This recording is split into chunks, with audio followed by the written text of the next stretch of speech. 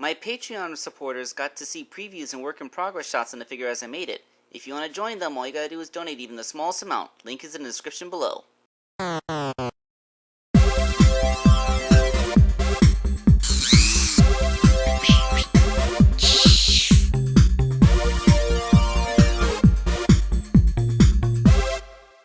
Hello out there, this is Wakeangel2K1, and you know what's funny? I still get people who ask me if all I ever make are Sonic customs, which seems really confusing because for the past several months, just about every personal project I've taken on has been Legend of Zelda related. Isn't that kind of weird? It's almost like people aren't paying attention to my uploads or something. Anyway, we're continuing with my Hyrule Warriors kick with another character that cameoed in that game. We're going with Midna, everyone's favorite Twilight Princess. Although, I'm pretty sure in the video game Twilight Princess, Zelda was supposed to be the Twilight Princess. Midna even called her the Twilight Princess. I mean, sure, Midna was the princess of the Twilight Realm, but that doesn't necessarily make her the Twilight Princess, because, you know what, never mind. Let's just go ahead and make the custom. The base figure for Midna was simple enough. It was what was left of that April O'Neil figure that I used to make Coco Bandicoot, with some random soldier arms stuck in the shoulder sockets.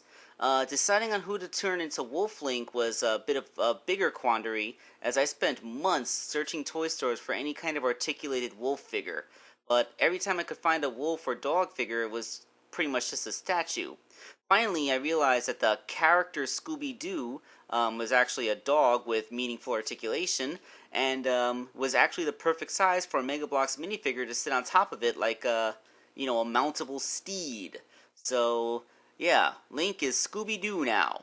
But we're going to get to that later. Let's start working on Midna. The first thing is, just like any time I've used the Mega Bloks minifigure to make a Sonic figure, is that you have to pretty much make the head.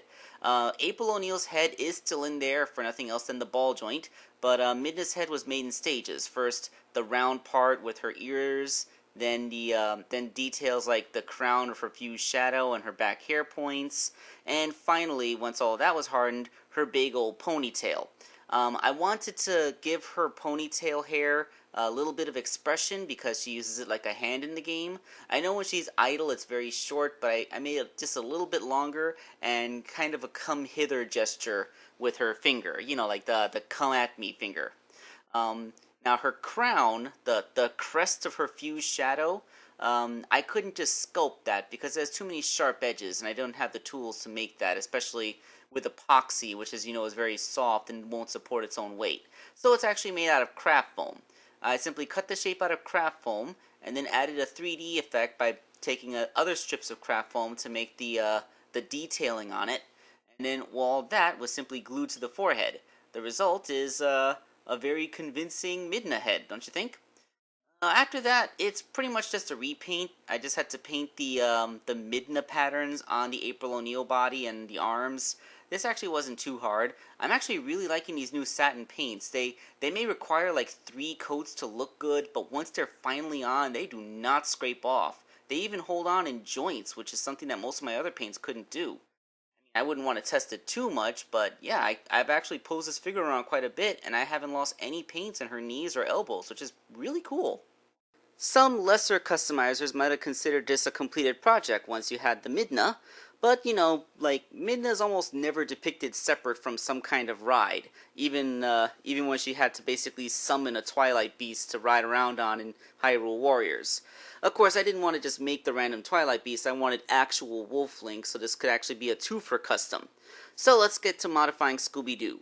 Now this figure could not be dismantled, so it all had to be done in one piece, meaning that I just kind of sculpted on that shackle on his ankle and his fluffier wolf tail over Scooby-Doo's Great Dane tail. Then I cut off his head. Yeah, Scooby-Doo's head was a little bit too high and uplifted to become Wolf Link's, so I cut it off and turned the neck around 180 degrees and sculpted the wolf head on top of that. Now, as you can see from this front shot, I sort of messed up the symmetry of his cheek fluff a bit. That's something I actually didn't really notice until after I finished. I did fix this, and the figure looks a lot better now, but by then I had already shot all the pictures for this video. So perhaps at some future date when this figure starts cameoing, you'll see the much more symmetrical floof that I've given him on his cheeks. Now, Wolflink has this interesting mullet thing going on, and I figured, oh yeah, I can sculpt all those strips out of craft foam if I was completely insane. So, once again, I just use craft foam. I like how this stuff can be made into whatever shape I want, and it's flexible, and I don't have to worry about it snapping off. So it took 4 layers of this thing to replicate the look of the mullet in the game.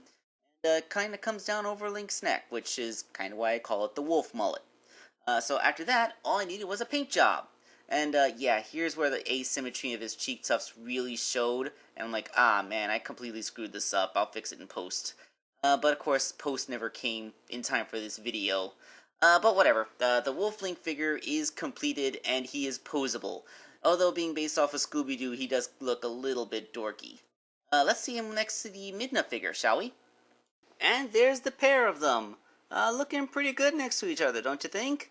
Yeah, I feel like this Scooby-Doo figure just perfectly scaled with Midna. Maybe Midna's a little bit bigger, but hey, she's an articulated figure. So she can actually pose and ride on top of Wolflink. Like, she can totally mount him, ride him, be on top of him. How do you say that without making it sound really, really dirty? I don't know. But she can also do cool acrobatic stuff. I mean, this pose took me a while to set up, but I just wanted to prove that the wolf figure could sit. Except that, because the head can only turn left and right, he's always kind of looking up. So it's kind of like he's sitting and howling. But yeah, look at that. Anyway, we're going to make a Breath of the Wild custom as my next Zelda figure, so look forward to that. And until then, I want to thank all my Patreon supporters. This is Wakeangel2K1 signing off.